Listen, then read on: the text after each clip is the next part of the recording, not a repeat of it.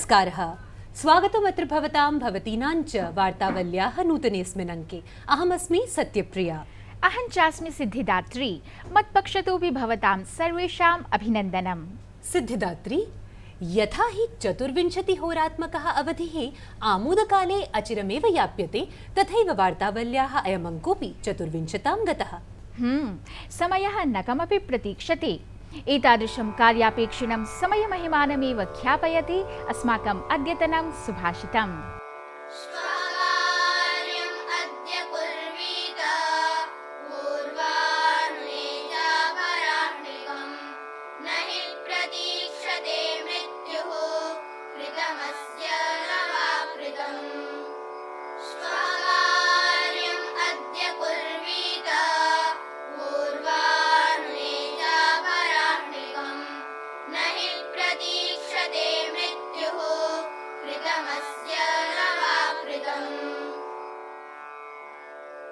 कल करने वाला काम आज ही कर लें और सायंकाल किए जाने वाला काम सुबह ही करें।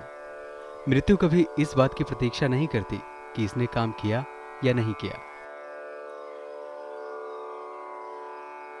Let us do today instead of tomorrow. Let us finish the work in the morning what we plan to do in the evening. For death won't wait to see whether one has completed his her work or not. सत्यं श्रीमच्छङ्कराचार्येणापि भणितं कालः क्रीडति गच्छत्यायुः। तर्हि समयमहिम्नः अनन्तरं समयस्यैव अपेक्षानुरूपं प्रस्तूयन्ते सामयिक्याः, राष्ट्रियाः, अन्ताराष्ट्रियश्च प्रमुखाः प्रवाहिवार्ताः। प्रधानमन्त्री Narendra Modi Paris नगरे जलवायु सम्मेलनं सम्बोधयत्। अवसरे अस्मिन् असौ पेरिस् जलवायु सम्मेलनं भारतस्य विश्वस्य च भविष्याय अतिमहत्त्वपूर्णम् अवर्णयत्। तेन उदीरितं यत् जलवायुविषये जगता शीघ्रमेव कार्यम् आचरणीयं, यतो हि प्रकृतेः मानवतायाश्च मध्ये सन्तुलनं सन्धारयेत्। तमिळ्नाडुराज्ये चेन्नैनगरे तत्सङ्गतेषु कतिपयक्षेत्रेषु प्रचण्डवृष्टिकारणात् जनजीवनं पर्याकुलितं। जनानां साहाय्यार्थं सेनात्रयं नियोजितम्। अचिरमेव बेङ्गलूरुनगरे कर्णाटक संस्कृत विश्वविद्यालयेन चतुर्थस्य दीक्षान्तसमारोहस्य समायोजनं विहितम्। अवसरे अस्मिन् विभिन्नेषु विषयेषु 11 छात्राः सुवर्णपदकेन सभाजिताः। संस्कृतभाषायां विशिष्टयोगदानार्थं पद्मश्री बन्नाजी गोविन्दाचार्यः डॉक्टरेट् इति मानदोपाधिना सभाजितः। सुख्यातचलच्चित्रनिर्माता SL स्वामी राधा मरणोपरान्तं डॉक्टरेट् उपाधिना सभाजितः।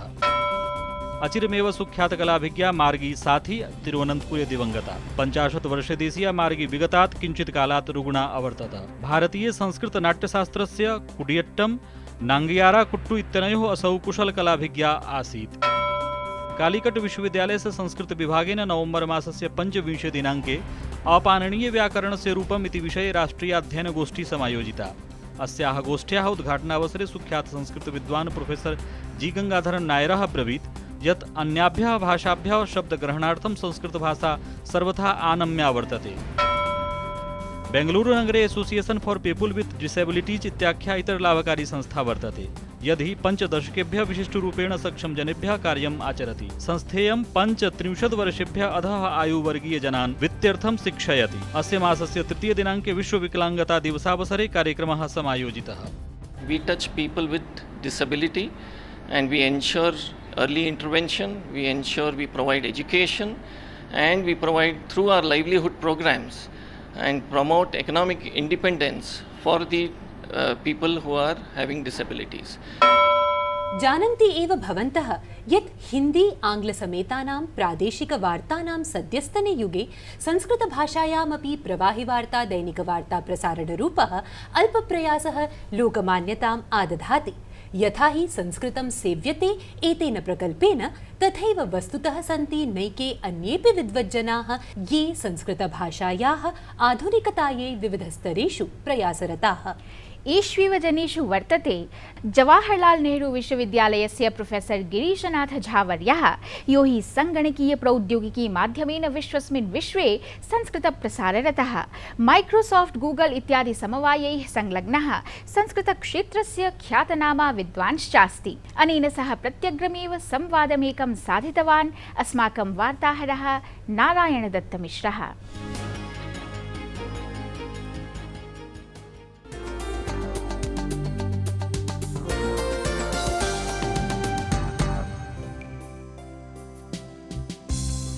संस्कृतं संगणकं च यद्यपि परस्परं विषयवैभिन्यात् परस्परम् अतिदूरम् इति साधारणतः जनानां भवितुमर्हति मतम्, तथापि वर्तन्ते तादृशाः समवायाः अपि ये संस्कृतसङ्गणकयोर्वैशिष्ट्यं समेत्य सन्ततं नवाचारांश्च आविष्कृत्य इमां धारणां खण्डयन्तो विद्यन्ते।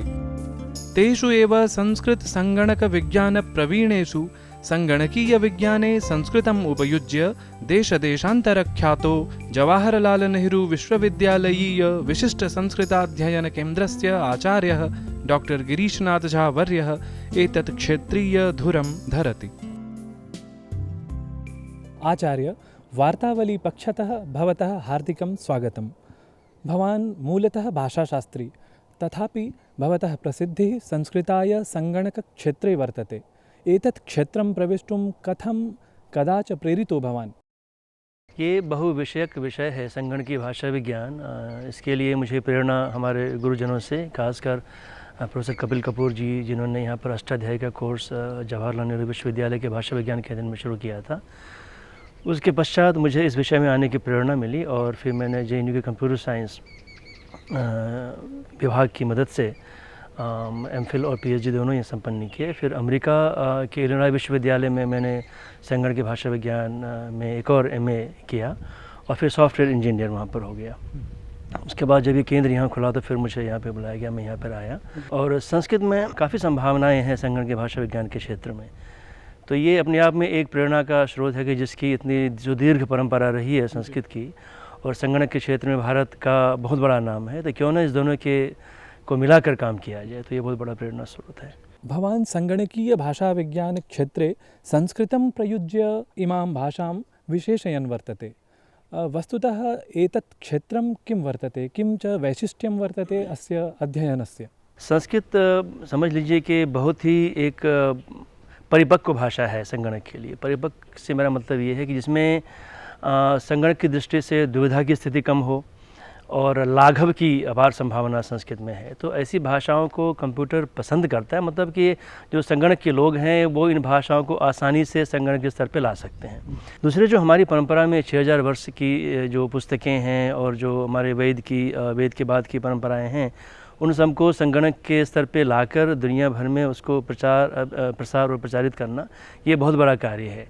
तो मुझे लगता है कि ये दोनों कार्य बहुत ही महत्वपूर्ण हमारे केंद्र के लिए और इस विषय के लिए यहाँ पर हैं। संगणकीय भाषा विज्ञान क्षेत्रे जावा, C++ इत्यादि भाषावत् संस्कृतं न उपयुज्यते, तथापि संस्कृतम् एतत् क्षेत्राय बहु उपकारी इति प्रायशः जनानां यः संवादः दृश्यते, तत् कथं? देखिए, दो बातें। एक तो संगणक की उपयोगिता संस्कृत के लिए है, क्योंकि संस्कृत में एक सुदीर्घ परंपरा है जिसको हमें दुनिया के सामने प्रस्तुत करना है ई-लर्निंग के माध्यम से भी। और दूसरा है कि संस्कृत भी कंप्यूटर के लिए उपयोगी है, वो कई अर्थों में। जैसे मैंने कहा कि संगणक में हमेशा ये खोज की जाती रही है कि कौन सी भाषा अच्छी होगी जो कि कंप्यूटर में सारी बातों को आसानी से हम कह सकें। C, जावा आदि जो प्रोग्रामिंग भाषाएं हैं उनमें हम कई चीज़ों को कह सकते हैं, कई चीज़ों को नहीं कह सकते। तो एक ऐसी भाषा की खोज की जा रही है आर्टिफिशियल इंटेलिजेंस में, जिससे कि आसानी से हम कॉमन सेंसिकल नॉलेज को कंप्यूटर में प्रदर्शित कर सकें। संस्कृत एक प्राकृतिक भाषा है और इसमें कृत्रिमता भी है, दोनों बातें इसमें हैं। इसका व्याकरण बदला नहीं है कई हज़ार वर्षों से, तो ऐसी भाषा जिसका व्याकरण बदलता नहीं है, जिसमें कृत्रिमता भी है, ऐसी भाषा को कंप्यूट करना थोड़ा आसान है बाकी भाषाओं से। यदि हम संस्कृत में बात कहें और मशीन समझ ले तो हम कई ऐसी बातों को प्रोग्राम कर पाएंगे जो हम आम भाषा जैसे C, जावा है उसमें नहीं कर पाते। के हि ते अन्ये भारतीयाः पाश्चात्याश्च संगणकीय भाषा विज्ञान विशारदाः पुनश्च किं च तेषां संस्कृत संबद्धं सविशेषं योगदानम्? देखिए, हमने इसमें एक इंटरनेशनल कंसोर्शियम बनाया है, international Sanskrit computational linguistics consortium, जिसमें कई सेमिनार हम लोगों ने किए हैं। एक सेमिनार JNU में हुआ था और उसकी प्रोसीडिंग्स स्प्रिंगर ने छापी है। तो भारत से अम्बा कुलकर्णी जी हैं, वो हैदराबाद विश्वविद्यालय की प्रोफेसर हैं, और JNU से मैं, और IIT मुंबई से मल्हार कुलकर्णी जी हैं, और पिछले जनरेशन के लोगों में रामकृष्णमाचार्य जी हैं और विनीत चैतन्य जी। ये सब इन्होंने काफ़ी प्रोत्साहन दिया इस विषय को, काफ़ी शुरुआती काम काफ़ी इन्होंने किए। और आज के युग में फ्रांस से जेरार्ड हुए बहुत अच्छे विद्वान हैं, उन्होंने काफ़ी कार्य इस विषय में किया है। और अमेरिका से पीटर शार्फ, तो ये एक छोटा सा ग्रुप हम लोगों ने बनाया हुआ है जिसकी मदद से हम लोग काफ़ी नए काम इस विषय में कर रहे हैं। महाशय, वार्तावली कार्यक्रमाय साक्षात्कारं प्रदातुं भवतः धन्यवादाः। धन्यवाद।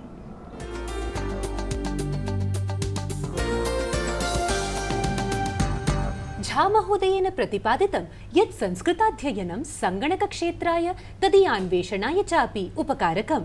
आम्, संस्कृतं तु विविधज्ञानविज्ञानागारम्, अध्यात्मेन सहैव तत्र पर्यावरणादिमहत्त्वाधायी विषयाः अपि उपपादिताः सन्ति। पर्यावरणं तु अद्यतनी प्रमुखा वैश्विकसमस्यास्ति। तद्विषयकमेवास्ति अस्मदीयम् अद्यतनं सरलसंस्कृतशिक्षणम्।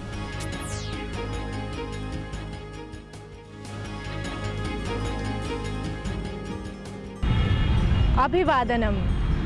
हम सभी जानते हैं इन दिनों जलवायु परिवर्तन पर पेरिस में अधिवेशन चल रहा है। हमारे आसपास के पर्यावरण में जो अनपेक्षित बदलाव आता है उसे जलवायु परिवर्तन कहते हैं। यह वैश्विक स्तर पर एक गंभीर समस्या है। हरित गृह प्रभाव यानी ग्रीन हाउस इफेक्ट और वैश्विक तापन ग्लोबल वार्मिंग जैसी समस्याएं जलवायु परिवर्तन का ही परिणाम है। तो इस जलवायु परिवर्तन क्लाइमेट चेंज इस समस्या के निदान में हम कौन से सार्थक उपाय कर सकते हैं, आइए सीखते हैं आज के खेलक्रमे संस्कृत शिक्षणम में। हमारा पहला वाक्य है हरित जलवायु कोशः वर्धनीयः। हरित जलवायु कोशः वर्धनीयः। हरित जलवायु कोश ऐसा कोश है जिसके माध्यम से विकसित देश विकासशील देशों को पर्यावरण की सुरक्षा में आर्थिक व तकनीकी मदद देते हैं। हमारा दूसरा वाक्य है कार्बन डाइऑक्साइड इति वायोः प्रसारः नियंत्रितव्यः। कार्बन डाइऑक्साइड इति वायोः प्रसारः नियंत्रितव्यः। कार्बन डाइऑक्साइड एक हानिकारक गैस है, इसके प्रसार को रोकना चाहिए। तो जानते हैं अगले वाक्य में इसके प्रसार को कैसे रोका जा सकता है। तदर्थं वनाच्छादित क्षेत्रं विस्तारणीयम्। तदर्थं वनाच्छादित क्षेत्रं विस्तारणीयम्। तदर्थं वनाच्छादित क्षेत्रं विस्तारणीयम्। अगला वाक्य है जीवाश्मेन्धनैः उत्सर्जित वातिषु 15 वर्षावधौ 35 मितं व्यवकलनं विधेयम्। जीवाश्मेन्धनैः उत्सर्जित वातिषु 15 वर्षावधौ 35 मितं व्यवकलनं विधेयम्। 15 वर्षावधौ, 15 कहते हैं 15 को। इस समय वर्तमान में 2015 चल रहा है, तो 15 वर्षों की अवधि के लिए मतलब 15 और वर्ष जोड़ देंगे तो 2030 तक उत्सर्जित गैस एमिशन के लिए उत्सर्जन शब्द प्रयोग करते हैं, निकलने वाली अर्थात उत्सर्जित होने वाली। हमारा अंतिम वाक्य है विशुद्धोर्जसः उपलब्धये सुगमतायै च विकसित देशैः विकासशील देशैश्च अवधेयम्। विशुद्धोर्जसः उपलब्धये सुगमतायै च विकसित देशैः विकासशील देशैश्च अवधेयम्। विशुद्धोर्जसः उपलब्धये सुगमतायै च विकसित देशैः विकासशील देशैश्च अवधेयम्। तो आइए देखते हैं हमने आज किन किन वाक्यों को सीखा है। पहला वाक्य था हरित जलवायु कोशः वर्धनीयः। दूसरा वाक्य था कार्बन डाइऑक्साइड इति वायोः प्रसारः नियंत्रितव्यः। तीसरा वाक्य था तदर्थं वनाच्छादित क्षेत्रं विस्तारणीयम्। हमारा चौथा वाक्य था जीवाश्मेन्धनैः उत्सर्जित वातिषु 15 वर्षावधौ 35 मितं व्यवकलनं विधेयम्। अंतिम वाक्य था विशुद्धोर्जसः उपलब्धये सुगमतायै च विकसित देशैः विकासशील देशैश्च अवधेयम्। पर्यावरण की सुरक्षा आपकी और मेरी जिम्मेदारी है। सार्वजनिक वाहनों का उपयोग करें तथा प्लास्टिक का कम से कम इस्तेमाल करें। इसी तरह के छोटे छोटे सार्थक प्रयासों से मीलों का सफ़र तय किया जा सकता है। इसी निवेदन के साथ मैं लेती हूँ आपसे विदा। नमस्कारः, शुभम भूयात्। शिक्षणक्रमेऽस्मिन् पर्यावरणसमः विज्ञानविषयोऽपि कियता सारल्येन विशदीकृतः। संस्कृताध्ययनं तु वाण्याः परिशुद्धये कल्पते। सममेव स्मरणशक्तिवर्धकमपि प्रकीर्त्यते। अनेनैव स्फुटीभवन्ति अस्माकं श्रुतिपरम्परा शृङ्खलायां विविधाः वैदिकमन्त्रोच्चारपरम्पराः। तत्र हि ऋग्वेदस्य शाकलशाखायाः चतसृषु शैलीषु अन्यतमा सुदुर्लभा सर्वथा च भिन्ना शैली अस्ति नम्बूदिरी पद्धतिः। जानीमस्तावदेनाम्।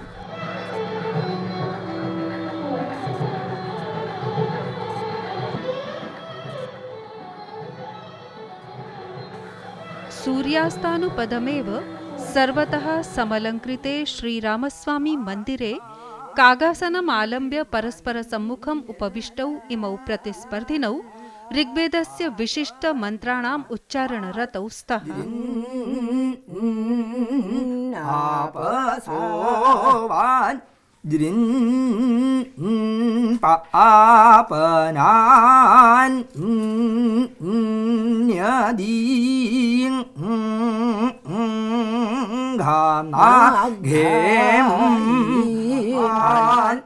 यदि चेतौ विस्मरणम् आपद्येते तर्हि अनयोर्गुरुभिः साहाय्यम् उपपाद्यते, परन्तु तत्तु सङ्केतमात्रेणैव। 8 दिनपर्यन्तं प्रवर्तमानेऽस्मिन् वार्षिककार्यक्रमे त्रिशूर् तिरुनवाया स्थलयोः ऋग्वेदपण्डिताः सहभागम् आवहन्ति। कडवल्लूर् अन्योन्यं तु अस्याः स्पर्धायाः अन्तिमचक्रम्। ब्रह्मस्वं मठीयाः 16 स्पर्धकाः प्रतिस्पर्धा सहभागिनः। तिरुवनन्तपुरम्तः रश्मि रोजा प्रेषितं वृत्तं डीडी न्यूस्। इदमासीत् संस्कृतस्य पुरातनरूपम्। आधुनिकरूपं च दर्शयति अस्मदीया गीतानुवादस्पर्धा। रुक जाना नहीं तू कहीं हार के, कांटों पे चल के मिलेंगे साए बहार के। रुक जाना नहीं तू कहीं हार के, कांटों पे चल के मिलेंगे साए बहार के। अस्य गीतस्य गेयतानुकूलमौलिकानुवादकृते अन्तिमोऽवधिः वर्तते डिसेम्बर मासस्य 7 दिवसः। स्पर्धापरिणामस्तु ततोऽग्रे 12 दिवसे घोषयिष्यते।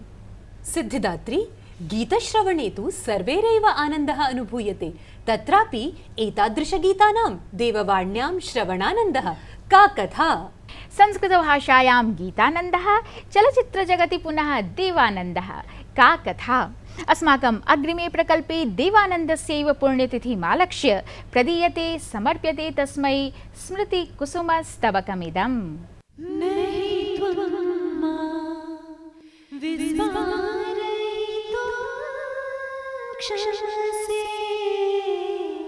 हर फिक्र को धुएं में उड़ाता चला गया, हर फिक्र को धुएं में उड़ाता चला गया।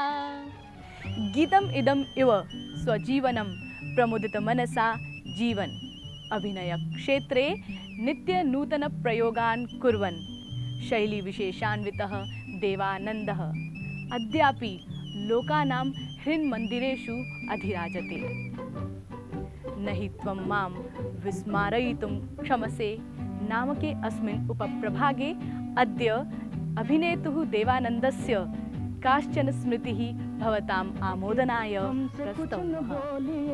हम हैं राही प्यार के, हमसे कुछ न बोलिए, जो भी प्यार से मिला हम उसी के हो लिए। देवानन्दो नाम एकः चिरतरुणः अभिनेता, येन निःशेष जीवनकलैव प्रणयाराधिता। धर्मदेवदत्त पिशोरी मलानंद इति मूलनामानः देवानन्दस्य जन्म गतशताब्दीये 23 वर्षे सेप्टेम्बर् मासस्य 26 दिनाङ्के अविभाजितभारते पञ्जाबस्य शकरगढे सञ्जातम्। अभिनयजीवनस्य स्वप्नम् आदाय सः मुम्बई नगरं प्राप्तवान्। देखने में भोला है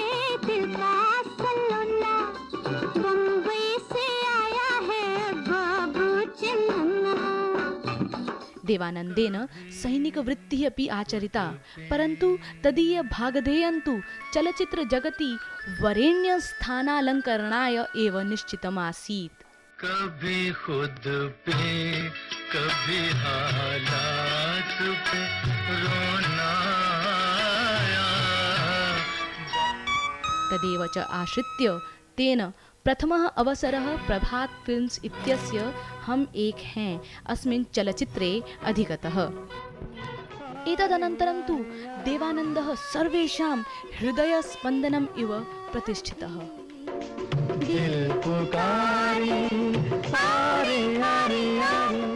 देवानन्देन चलच्चित्रजगति प्रणयिनायकत्वेन अनुपम ख्यातिः उपार्जिता। एतदपि उच्यते यत् महिला प्रशंसकानां प्रेमोन्मादम् अनुसृत्य तेन कृष्णप्रावारकपरिधानं परित्यक्तमासीत्। ख्वाब हो तुम या कोई हकीकत, कौन हो तुम बतलाओ। देवानन्दस्य अभिनयजीवनं तु उत्तमोत्तमचलच्चित्राणां स्तबकम् इव प्रतीयते। बाजी, हम दोनों, गाइड, ज्वेल थीफ, तेरे घर के सामने च इत्यादीनि संस्मरणीय चलच्चित्राणि तदीयाभिनयजीवनस्य स्वर्णिमकृतित्वरूपाणि विज्ञायन्ते।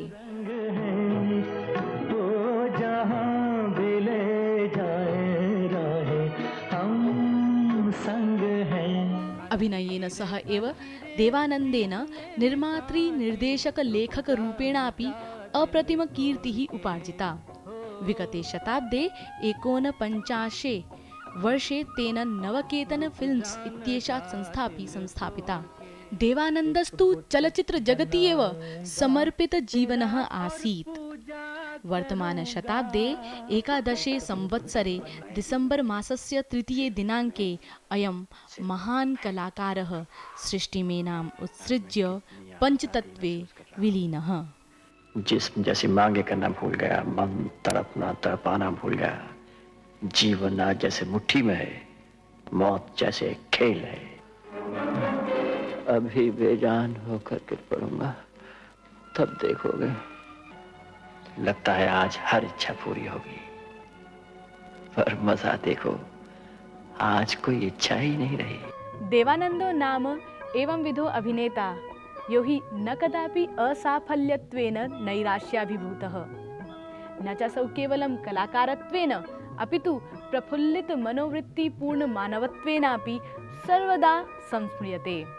अस्य पुण्यतिथि प्रसंगे वार्तावलीपक्षतः विनम्रः अयं स्मरणाञ्जलिः।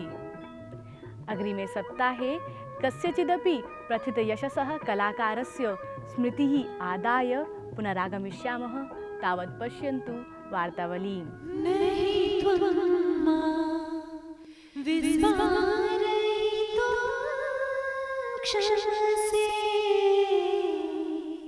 मनोहारिणीयं प्रस्तुतिः।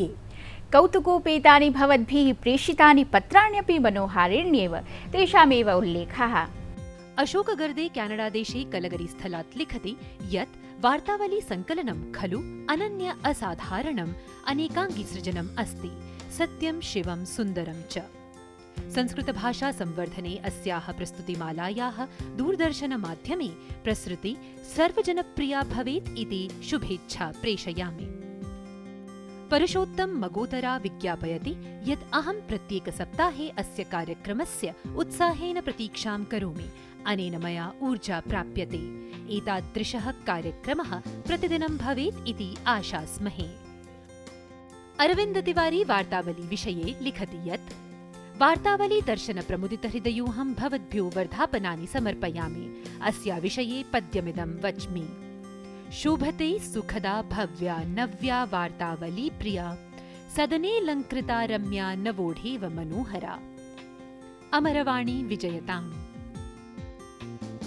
आशीष पाण्डेयः लिखति भवद्भिस्तु भव्यः कार्यक्रमोऽयं प्रस्तूयते। संस्कृतस्य परिज्ञार्थमहं नित्यशः यूट्यूब् सञ्जालमाध्यमेन भवदीयं कार्यक्रमम् अमुम् अवलोकयामि। प्रेम अग्रवालेन लिख्यते अस्य कार्यक्रमस्य न कश्चनापि भागः मया परित्यज्यते। डीडी न्यूज वाहिन्याः मोबाइल ऐप् इति तन्त्रमाध्यमेन सर्वदैव कार्यक्रमेण सम्पृक्तोऽस्मि। क्वचित्तु अहमस्य पुनः प्रसारणमपि अवलोकयामि। वार्ता चापि नित्यः प्रातःकाले अवलोकयामि। शुभाशयाः धन्यवादाश्च विज्ञाप्यन्ते। पत्रप्रेषणाय अस्मदीया अन्तर्जालसङ्केतावलिः विद्यते ddnews4sanskrit@gmail.com। अस्माभिः सह सम्पर्काय फेसबुक, ट्विटर इति सामाजिकसञ्चारमाध्यमद्वयं चापि भवद्भिः उपयोक्तुं शक्यते एव। अनेन च सहैव सम्प्रति अस्माकं गमनवेला समायाता।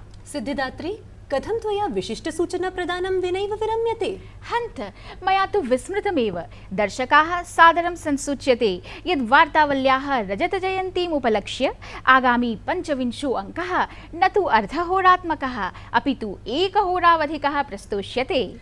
तस्य संसिद्धये भवद्भ्यः अनुमतिं वाञ्छामः। आगामी शनिवासरे सायं 7:30 राजतीं वार्तावलीम् आदाय पुनरागमिष्यामः। तिष्ठन्तु तावत् कुशलिनः। नमो नमः। दर्द भी हमें कबूल, चैन भी हमें कबूल, दर्द भी हमें कबूल, चैन भी हमें कबूल। हमने हर तरह के फूल हार में पिरो लिए।